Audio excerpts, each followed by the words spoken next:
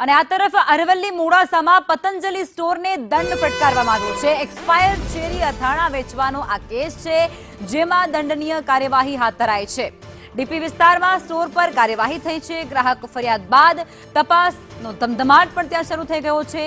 50,000નો પતંજલિ સ્ટોરને દંડ ફટકારી દેવાયો છે। બિલ વગર માલ સામાન વેચ્યા હોવાનો પણ આક્ષેપ તેમના પર થયો છે। ગ્રાહક કલ્યાણ નિધિમાં ફરિયાદ પણ નોંધવામાં આવી છે। તો મોડાસામાં પતંજલિ સ્ટોરને દંડ ફટકારવામાં આવ્યો છે, જેમાં એક્સપાયરી ડેટવાળું ચેરીનું અથાણું વેચવામાં આવ્યું હોવાનો આખો આ મામલો છે, જેમાં ફરિયાદ કરવામાં આવી હતી।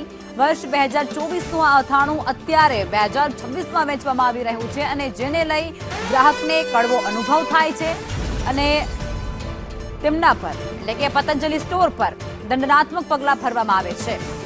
શહેરના ડીપ વિસ્તારના પતંજલિ સ્ટોરની આ ઘટના છે, આ બનાવ છે।